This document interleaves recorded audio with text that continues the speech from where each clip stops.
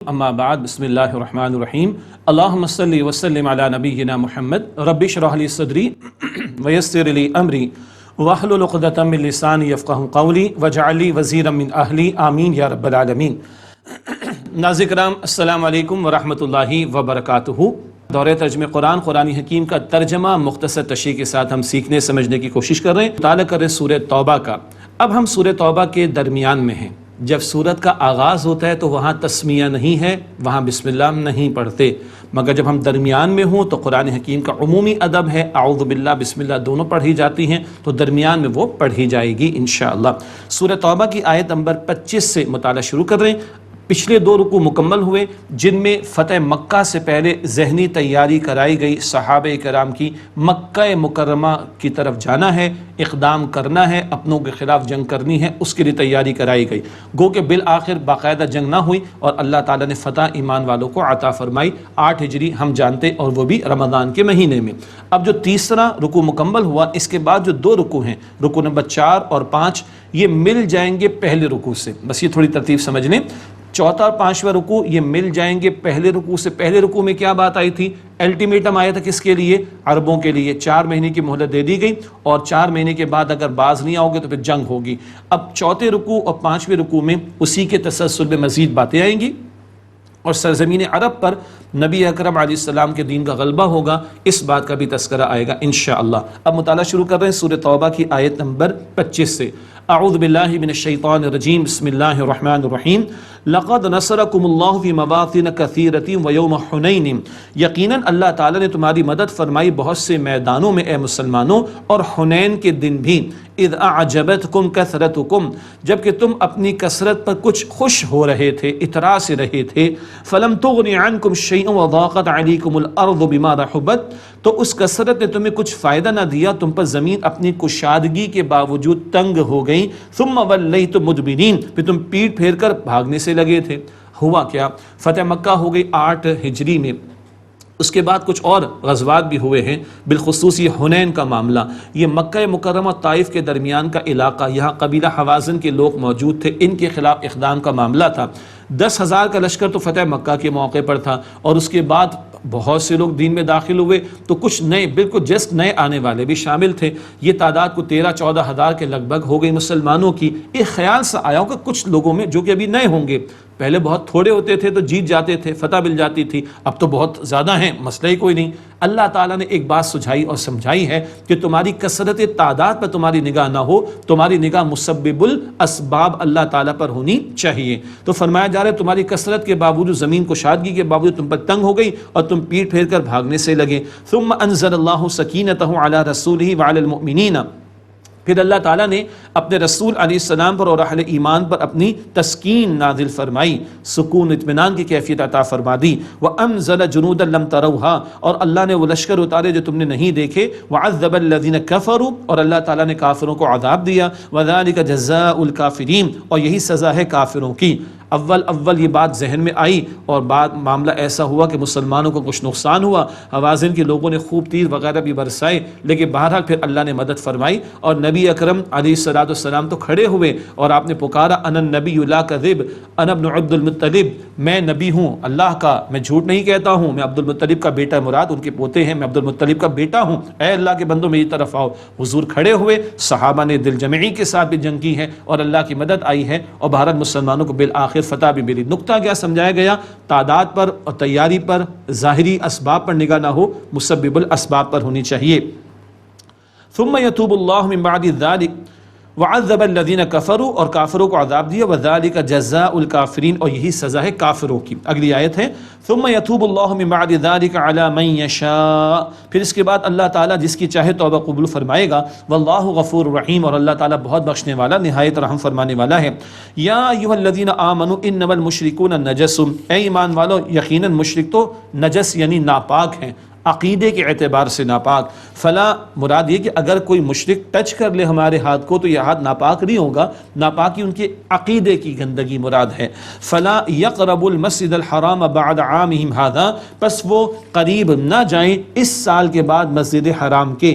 یہ وہی بات کہ 9 ہجری کا حج ہوا اور صدیق اکبر رضی اللہ تعالیٰ عنہ امیر حج تھے، سیدنا علی رضی اللہ تعالیٰ عنہ حضور کی رہنمائی اور حضور کی ہدایت کے مطابق تشریف لے گئے اور اعلان ہوا کہ اب آئندہ یہ مشرکین حج کے لیے نہیں آئیں گے، اور وہ 4 مہینے کا الٹیمیٹم بھی دے دیا گیا تھا. اب ایک سوال آ سکتا تھا کچھ نئے لوگوں کے ذہن میں، اچھا یہ بت صاف ہو گئے یہاں سے اور یہ مشرکین کا معاملہ سارا ختم ہو جائے گا، اچھا ان کی وجہ سے تو پورے عرب سے لوگ آیا کرتے تھے، یہاں پہ تجارت کا معاملہ ہوتا تھا، لین دین کا معاملہ ہوتا تھا، مال آیا کرتا تھا، ایکٹیویٹی اکنامک ایکٹیویٹی ہو جایا کرتی تھی، بڑے بڑے بازار لگتے تھے، عکاس کا، مجنہ کا، جیسے آج کل ایکسپو لگتی ہیں دنیا بھر میں مختلف قسم کی.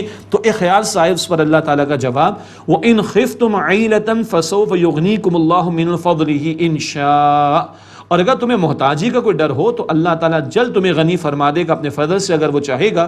ان اللہ علیم حکیم، بے شک اللہ خوب علم رکھنے والا، حکمت والا ہے. جو شرک چھوڑ کر اسلام میں داخل ہو گئے، کفر چھوڑ کر اسلام میں داخل ہو گئے، ایک خیال تو آیا ہوگا نا، اب تک تو یہ سب کچھ مال آتا تھا، اب یہ بت ختم تو مال کہاں سے آئے گا؟ اللہ اکبر. ارے بھائی غور کرو، تم کفر پہ تھے، اللہ دے رہا تھا، اب توحید پر آ جاؤ گے تو اللہ تمہیں نہیں دے گا؟ اللہ اکبر کبیرہ. اللہ علی کل شیء قدیر ہے، اللہ قادر ہے، تو اس بات کا اندیشہ نہ رکھو، اللہ تمہیں جلد اپنے فضل سے چاہے گا تو غنی فرما دے گا. بے شک اللہ علم رکھنے والا، حکمت والا ہے. قاتلوا الذین لا یؤمنون باللہ ولا بالیوم الآخر ولا یحرمون ما حرم اللہ ورسولہ. تم لوگ ان لوگوں سے جنگ کرو جو ایمان نہیں لائے اللہ تعالیٰ پر اور آخرت کے دن پر، اور وہ حرام نہیں ٹھہراتے جس کو اللہ تعالیٰ اور اس کے رسول نے حرام ٹھہرایا. ولا یدینون دین الحق من الذین اوتوا الکتاب، اور نہ وہ دین حق کو قبول کرتے ان لوگوں میں سے جو اہل کتاب ہیں. حتی یعطوا الجزیۃ عن ید وہم صاغرون، یہاں تک کہ وہ جزیہ دیں اپنے ہاتھ سے ذلیل ہو کر، مراد چھوٹے بن کر رہے. کئی باتیں ہیں. پہلی بات، جنگ کن سے کرنی؟ جو اللہ اور آخرت پر ایمان نہیں لاتے اور اس کو حرام نہیں ٹھہراتے جو اللہ اور اللہ کے رسول نے حرام ٹھہرایا. ان الفاظ سے بہت وضاحت ہو رہی ہے، حرام اللہ بھی ٹھہراتا ہے، حرام اللہ کے رسول بھی ٹھہراتے ہیں صلی اللہ علیہ وسلم. یہ سنت کی حجیت اور اتھارٹی آف سنہ کی دلیل اس مقام پر آ رہی. دوسری بات، جو اہل کتاب میں سے دین حق کو قبول نہیں کرتے ان کے خلاف جنگ ہوگی، یہاں تک کہ وہ جزیہ دیں، اپنے ہاتھوں سے ذلیل ہو کر رہے، مراد چھوٹے بن کر رہے، اسلامی حکومت کی بالادستی کو قبول کرے. مشرکین کو یہ آپشن نہیں دیا گیا تھا. مشرکین کو کہا قبول کرو یا دربدر ہو جاؤ، نکلو عرب سے باہر ورنہ جنگ ہوگی، تلوار فیصلہ کرے گی. کیوں؟ جب اللہ تعالیٰ کسی پیغمبر کو کسی قوم کی طرف بھیجتا ہے اور وہ قوم اڑی رہتی ہے تو بالآخر اللہ کا عذاب اگر قوم کو مٹا دیتا ہے، اس کو عذاب استیصال کہتے ہیں، قوم مٹا دی جاتی ہے. جیسے کہ سورہ اعراف میں 6 رسولوں کے واقعات ہم نے پڑھے. حضور کی رسالت تمام عالم کے لیے ہے، تمام عالمین کے لیے آپ رحمت ہیں، قیامت تک کے لیے آپ کی رسالت ہے، مگر بالخصوص حضور عرب کے لوگوں کی طرف بھی تھے، بالخصوص کیونکہ ان کی زبان آپ بولتے تھے، اور بالعموم آپ کی رسالت تمام انسانوں قیامت تک کے لیے ہے. تو عربوں کا معاملہ الگ رکھا گیا. تم نہیں مانو گے جنگ ہوگی، تمہاری گردن اڑائی جائے گی. باقیوں کو آپشن ہے جزیہ دینے کا. اسلام قبول کرو، نہیں تلوار فیصلہ کرے گی، ورنہ جزیہ دے کر رہو اسلامی حکومت کے تحت اور اس کی بالادستی کو قبول کرو. یہ جزیے کا کانسیپٹ یہاں پر بیان ہوا. تو بہرحال یہ جزیے کا آپشن بھی آ گیا. عرب کے لیے نہیں تھا، بالخصوص ان کا معاملہ تھا کیونکہ حضور انہی میں سے تھے، انہی کی زبان بولتے تھے صلی اللہ علیہ وسلم. باقی لوگوں کے لیے آپشن دیا گیا ہے. لیکن یاد رکھیے کہ پہلے دین پیش کیا جائے گا، دین کی تعلیم پیش کی جائے گی، دین کا نظام لوگوں کے سامنے رکھا جائے اور پھر ایک اسلامی حکومت قائم ہو جائے اور پھر ایکسٹینشن کا معاملہ ہو. آگے کوئی ٹکرانے کے لیے آئے تو جنگ کی جائے گی، قبول کر لے تو برابر کے بھائی ہوں گے، جزیہ دینے کو تیار ہو تو رہ سکتے اسلامی ریاست کی بالادستی قبول کر کے، نہیں تو پھر تلوار فیصلہ کرے گی. یہ کلیئرٹی ہم سب کو رہنی چاہیے. باقی تفصیلات تفاسیر میں دیکھیے گا انشاءاللہ. اب بیان آ رہا ہے یہود کا اور نصارہ کا جنہوں نے اللہ تعالیٰ کے بیٹے قرار دے دیے معاذ اللہ. یہ بدترین شرک کی قسم تھی. فرمایا وقالت الیہود عزیر ابن اللہ وقالت النصارى المسیح ابن اللہ. یہود نے کہا کہ عزیر اللہ کے بیٹے معاذ اللہ، اور نصارہ نے کہا کہ مسیح اللہ کے بیٹے معاذ اللہ. ذالک قولہم بافواہہم، یہ ان کی منہ کی کہی ہوئی باتیں ہیں، یہ غلط باتیں کر رہے ہیں. ولم یکل لم یلد ولم یولد. سورہ اخلاص کلیئرٹی کے ساتھ اس بات کو واضح کرتی اور فرمایا کہ یضاہون قول الذین کفروا من قبل، یہ نقل کرتے پہلے کافروں کی بات کی. پہلے کافروں نے بھی اس طرح کی حرکتیں کی، مشرکانہ عقائد اختیار کیے، انہوں نے بھی معاذ اللہ اللہ تعالیٰ کے بیٹے قرار دینا شروع کر دیے. معاذ اللہ ثم معاذ اللہ. قاتلہم اللہ، اللہ تعالیٰ نے ہلاک کرے. انا یؤفکون، کہاں بہکے جا رہے ہیں، کہاں الٹے پھرے جا رہے ہیں، ان کی مت ماری گئی ہے، اللہ کو مانتے اور معاذ اللہ شرک طرز عمل اختیار کرتے ہیں۔ اتخذوا احبارا ورهبانا اربابا من دون اللہ والمسیح ابن مریم، انہوں نے بنا لیا اپنے علماء اور درویشوں کو رب اللہ کے سوا، اور مسیح ابن مریم کو بھی۔ مسیح ابن مریم کی وضاحتیں تو ہم پڑھ چکے سورہ مائدہ کے آخر میں، جو مکالمہ قیامت کے دن ہوگا اس کے بیان کے ذیل میں خدا کا درجہ دے دیا معاذ اللہ۔ عیسیٰ علیہ السلام نے فرمایا کہ بھائی اللہ میرا رب بھی ہے، تمہارا رب بھی ہے۔ باقی رہا کہ اپنے علماء درویشوں کے رب بنا لیا، تو حاتم تائی تو مشہور ہے، ان کے بیٹے عدی بن حاتم ایمان لے آئے تھے نبی علیہ السلام، ترمذی شریف کی روایت۔ اللہ کے رسول سے انہوں نے پوچھا اللہ کے پیغمبر ہم نے اپنے علماء اور درویشوں کو کیسے رب بنا لیا؟ تو حضور نے فرمایا اچھا تم آنکھیں بند کر کے ہر بات مانتے تھے نا، جس کو انہوں نے چاہا حلال کر دی، جس کو چاہے انہوں نے حرام، جی بالکل، کہ یہی تو اللہ کے سوا رب بنانا ہے، حلت اور حرمت کا اختیار، حلال قرار دینا، حلال قرار دینا، حرام قرار دینا، یہ اختیار تو اللہ کا ہے، تم نے اپنے علماء کو دے دیا تھا، وہ جو چاہیں فیصلے کریں، یہ ہے اللہ کے سوا رب بنانا۔ اللہ محفوظ رکھے۔ فرمایا وما امروا الا ليعبدوا الہ واحدا، اور انہیں یہی حکم دیا گیا تھا کہ وہ معبود واحد اللہ کی عبادت کرے، لا الہ الا ہو، اس کے سوا کوئی معبود نہیں، سبحانہ عما یشرکون، اللہ اس سے پاک ہے جو یہ شرک کرتے ہیں۔ یریدون ان یطفئوا نور اللہ بافواہہم، یہ چاہتے ہیں کہ اللہ کے نور کو اپنے منہ کی پھونکوں سے بجھا دیں، ویأبی اللہ الا ان یتم نورہ ولو کرہ الکافرون، اور اللہ اس کے بغیر نہیں رہے گا کہ اپنے نور کو پورا فرما کر رہے گا، خواہ کافر کتنا ہی ناپسند کریں۔ یہاں اشارہ یہود کی خفیہ سازشوں کی طرف بھی ہے، اور عموم کے اعتبار سے دین دشمنوں کی سازشوں کی طرف بھی۔ یہ چاہتے ہیں اپنے منہ کی پھونکوں سے اللہ کے نور کو بجھا دیں، نور سے مراد اللہ کا دین۔ دیکھیں سورج نکل آئے اور کوئی پھونکے مارے تو کیا سورج کی روشنی ختم ہوگی؟ یہ بے وقوفی ہے جو حرکتیں کرے گا، سورج کی روشنی تو ختم نہیں ہوگی۔ اللہ کہتے ہیں میرے دین کے بارے میں، جو میرے دین کے خلاف جو سازش ہو رہی ہیں، یہ پھونکوں سے چراغ بجھایا نہ جائے گا، یہ لاکھ کوششیں کر لیں، اللہ تو اپنے نور کا اتمام فرما کر رہے گا، چاہے کافروں کو کتنا ہی ناگوار گزرے۔ کیوں؟ آگے نبی اکرم صلی اللہ علیہ وسلم کا مقصد بعثت بیان ہو رہا ہے۔ مشن اسٹیٹمنٹ کیا ہے؟ The mission statement of prophethood اور پروفٹ محمد صلی اللہ علیہ وسلم، رسول اللہ علیہ السلام کی رسالت کا مقصد بعثت کیا بیان ہوا؟ آئیے قرآن پاک سے معلوم کریں۔ هو الذی ارسل رسولہ بالہدی ودین الحق لیظہرہ علی الدین کلہ، اللہ ہے جس نے اپنے رسول صلی اللہ علیہ وسلم کو بھیجا الہدی، مکمل ہدایت نامہ قرآن کریم دے کر، ودین الحق، دین حق، دین اسلام دے کر، لیظہرہ علی الدین کلہ، تاکہ آپ اس دین حق اسلام کو کل نظام زندگی پر، سسٹم آف لائف پر غالب فرما دیں، ولو کرہ المشرکون، چاہے مشرکین کو کتنا ہی ناگوار گزرے، کتنا ہی وہ اس کو ناپسند کرے۔ یہ رسول اللہ کا مشن ہے صلی اللہ علیہ وسلم۔ حضور نے بشارت بھی دی ہے، انذار بھی کیا ہے، دعوت بھی کی ہے، تبلیغ بھی کی ہے۔ حضور نے قرآن پاک کے ذریعے مکہ مکرمہ میں جہاد بھی کیا، مگر حضور بدر میں کھڑے ہوئے، احد میں کھڑے ہوئے، احزاب میں کھڑے ہوئے، فتح مکہ کے موقع پہ تشریف لائے ہیں، اور اللہ کا دین غالب ہوا اللہ کے رسول کے ہاتھوں صلی اللہ علیہ وآلہ وسلم۔ البتہ یہ حضور کا مشن 3 مرتبہ قرآن پاک میں، آئندہ ہم کافی دنوں بعد پڑھیں گے انشاءاللہ، سورہ فتح آیت نمبر 28 میں، اور پھر سورہ صف آیت نمبر 9 میں، وہاں بھی کچھ وضاحتیں آئیں گی۔ یہ بات ذہن نشین ہو جائے، اللہ کا دین اپنے غلبے کے لیے آیا، یہ قرآن صرف پڑھنے پڑھانے کے لیے نہیں آیا، یہ قرآن چاہتے اس کے احکامات کا نفاذ ہو، یہ دین صرف پڑھنے پڑھانے کے لیے بیان کرنے کے لیے نہیں آیا، یہ دین چاہتا ہے کہ اس کا نفاذ ہو، اور اس نفاذ کی جد و جہد محمد مصطفیٰ علیہ السلام کا فرض منصبی تھا، اور یہ آپ کا مقصد بعثت ہے، اور حضور کی ختم نبوت کے بعد یہ ہمارے کاندھوں پر ذمہ داری ہے۔ وقت فرصت ہے، کہاں کام ابھی باقی ہے، نور توحید کا اتمام ابھی باقی ہے، اور اللہ ہم سے فرماتا ہے سورہ شورى آیت نمبر 13 میں، اقیم الدین ولا تتفرقوا فی، دین کو قائم کرنے کی جد و جہد کرو، اس بارے میں کسی تفرقے میں مبتلا نہ ہو جاؤ۔ یہ تکمیلی شان حضور کی ہے صلی اللہ علیہ وسلم، آپ پر دین کی تکمیل کا اعلان، اور آپ کے ہاتھوں دین غالب ہو، یہ آپ کا مقصد بعثت، اور آپ کی ختم نبوت کے بعد قیامت تک یہی دین چلنا ہے، اور اس دین کے غلبے کی جد و جہد کرنا اب امت مسلمہ کے کاندھوں پر۔ اللہ مجھے آپ کو ہم سب کو اس کی توفیق عطا فرمائے۔ اور یہ جو ابھی ہم بیان پڑھ رہے ہیں سورہ توبہ کے 5ویں رکوع تک، اور 5ویں رکوع کا مطالعہ جاری، عرب کی حد تک تو فتح مکہ ہوئی، اور پھر غزوہ حنین اور طائف، اس کے بعد پورے عرب پر حضور کے ہاتھوں اللہ کا دین غالب ہو گیا، مگر یہ دین فقط عرب کے لیے نہیں، عجم اور ساری انسانیت کے لیے ہے۔ چنانچہ 6 رکوع سے غزوہ تبوک کے بیان کا سلسلہ شروع ہوگا، وہاں بھی کچھ اشارہ کریں گے انشاءاللہ۔ یا ایھا الذین آمنوا ان کثیر من الاحبار والرہبان لیأکلون اموال الناس بالباطل، اے ایمان والو، بے شک بہت سے علماء اور درویش لوگوں کے مال ناحق طور پر کھاتے ہیں۔ کون سے علماء، کون سے درویش؟ دنیا پرست علماء، دنیا پرست درویش، علماء سو، جن کی نگاہیں لوگوں کے دلوں پر نہیں ان کی جیبوں پر ہوتی ہیں، جنہیں یہ فکر نہیں کہ بندے اللہ سے جڑیں، جنہیں یہ فکر ہوتی کہ ہماری جیبیں بھریں۔ اللہ اکبر کبیرہ، یہ ہے دنیا پرست علماء اور راہب، ان کا تذکرہ ہو رہا ہے جو دین کے نام پر لوٹتے ہیں لوگوں کو اور بدترین استحصال کرتے ہیں لوگوں کا۔ کیسے پتہ چلے گا؟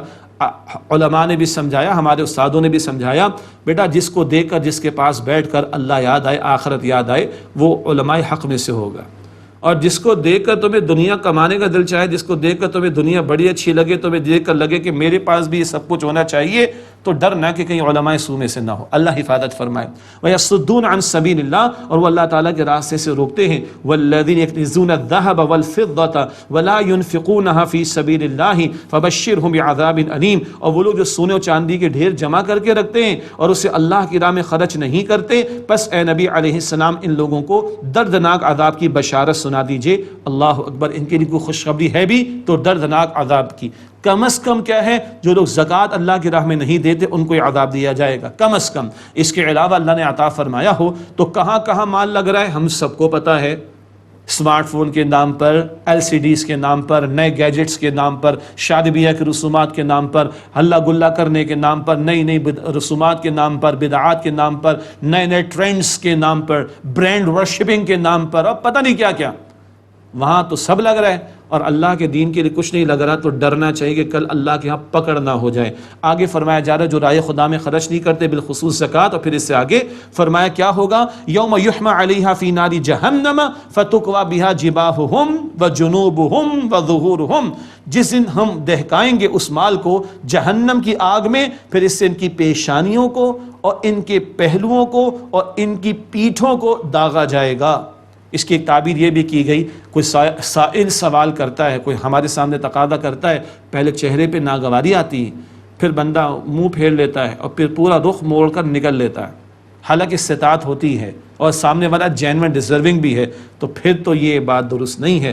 اللہ حفاظت فرمائے۔ اس مال کو دہکایا جائے گا، اللہ فرماتا ہے ہم دہکائیں گے جہنم کی آگ میں، پھر اس سے ان کی پیشانیوں اور ان کے پہلوؤں اور ان کی پیٹھوں کو داغا جائے گا۔ ھذا ما کنزتم لانفسکم فذوقوا ما کنتم تکنزون، یہ ہے وہ جو تم نے اپنے لیے جمع کر کر کے رکھا تھا، بس مزہ چکھو اس کا جو تم جمع کر کے رکھتے تھے۔ اللہ تعالی ہمیں اپنی راہ میں خرچ کرنے کی توفیق عطا فرمائے۔ زکوٰۃ تو فرض ہے، وہ تو دینی ہی دینی، اس کے علاوہ عشر بھی دینا ہی دینا ہے، پڑھ چکے ہیں ہم، البتہ اس سے آگے بڑھ کر بھی اللہ اپنی راہ میں ہمیں خرچ کرنے کی توفیق عطا فرمائے۔ ان عدت الشہور عند اللہ 12 شہرا فی کتاب اللہ یوم خلق السماوات والارض منها 4 حرم، بے شک مہینوں کی تعداد اللہ تعالیٰ کے نزدیک اللہ کی کتاب میں 12 مہینے ہیں، جس دن اس نے آسمانوں اور زمین کو پیدا کیا، ان میں سے 4 مہینے حرمت والے ہیں۔ اول دن سے 12 مہینے کا سال، 4 مہینے حرمت والے ہم پڑھتے ہوئے آئے ہیں۔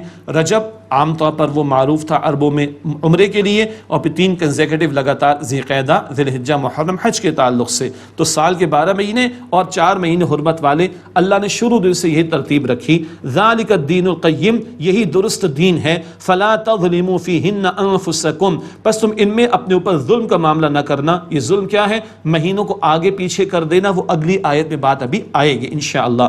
وقاتلوا المشرکین کافۃ کما یقاتلونکم کافۃ، اور تم سب کے سب مشرکوں سے لڑو جیسے وہ سب کے سب تم سے لڑتے ہیں۔ وہی مشرکین مکہ، مشرکین عرب، ان کے تعلق سے حتمی بات آ گئی اس مقام پر بھی اور پہلے بھی آئی۔ وَاعْلَمُوا أَنَّ اللَّهَ مَعَ الْمُتَّقِينَ، اور جان لو کہ بے شک اللہ متقین کے ساتھ ہے۔ اب یہ جو حرمت والے مہینے تھے، لوگ عمرہ اور حج کے لیے آتے تو حرمت والے مہینوں میں جنگ بندی ہو جاتی تھی، سیز فائر ہو جاتا تھا، جنگ بندی ہو جاتی تھی، دشمنیاں نکالنا چاہتے تھے نہیں نکال سکتے تھے کیونکہ حرمت والے مہینے ہیں۔ ان میں وہ گڑبڑ کرتے تھے، کسی سے دشمنی نکالنی ہے، کسی کے خلاف اقدام کرنا ہے تو یہ مہینہ فلاں نہیں فلاں کر دو، نہیں یہ ابھی محرم نہیں، یہ ابھی ربیع الاول ہے مثال کے طور پر، یہ سفر ہے مثال کے طور پر۔